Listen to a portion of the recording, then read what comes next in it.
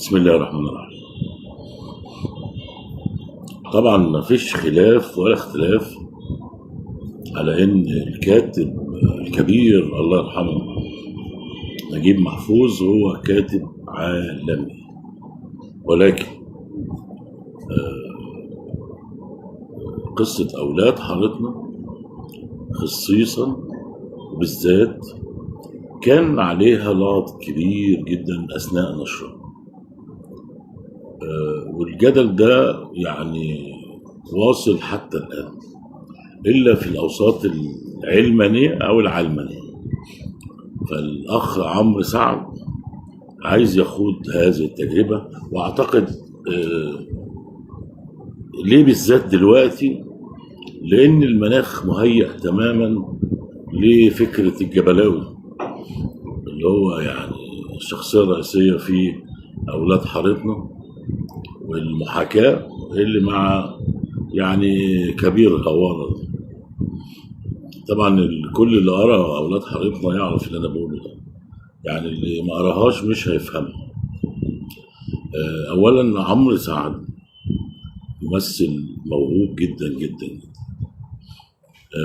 ودي هتبقى تجربة إنتاجية ليه بعد معالجة درامية ومعالجة درامية، وعايز يخرج من الفكر اللي هو خارج النسق الديني أو الإلهي، هيهرب منه أعتقد، لأن ما أعتقدش إن في حد قدر يقرب من أولاد حارتنا كتير. بس أنا بقول له إن يعني حافظ على فلوسك، لأن كل اللي بيقترب من هذه المنطقة ويحاول يعمل معالجة درامية لأولاد حارتنا بتبوء بالفشل، التجربة على طول بتفشل. ممكن يكونوا الناس اللي حواليك شجعوك، يعني كل الناس العلمانيين اللي كتروا جدا جدا جدا جدا في الداخل والخارج، خاصة في مصر وتونس. لكن أنا بحذر عمرو سعد، بقول له حافظ على تاريخك علشان ما تتحسبش على دول أو دول. أنت فنان، خليك فنان، اوعى تخاطر بإنتاج هذا الفيلم أو هذه القصة الروائية.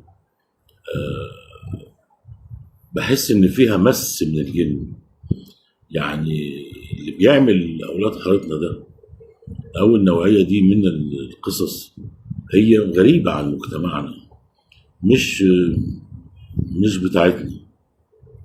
يعني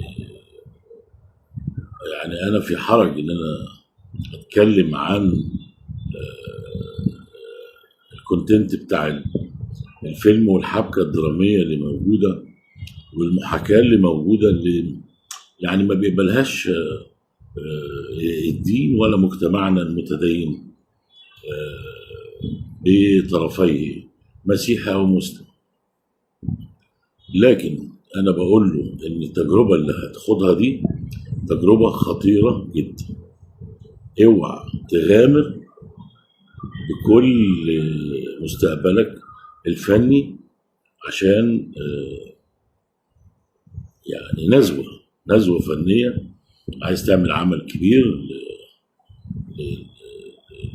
للكاتب الكبير نجيب محفوظ، بعيدا عن هذه الرواية في عنده روايات كتير، يعني تقدر تعمل معالجات درامية من كل حاجة إلا هذه الرواية.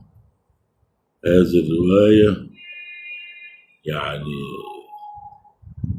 أصابها جن واللي بيقرب منها يحصل له حاجة. فهذا يعني بحذرك بالأخوة وخايف على فلوسك. وبعدين أنا يعني بفهم في الكتابة يعني شوية، يعني من زمان بكتب وأنا عيل صغير طفل، بكتب قصص أطفال لنفسي. فبالتوفيق إن شاء الله يا عمور. بس زي ما بقول لك كده، يعني خد كلامي بمحمل الجد، بلاش اولاد حرام. ولاحظ ان انا قلت لك بلاش اولاد حرام.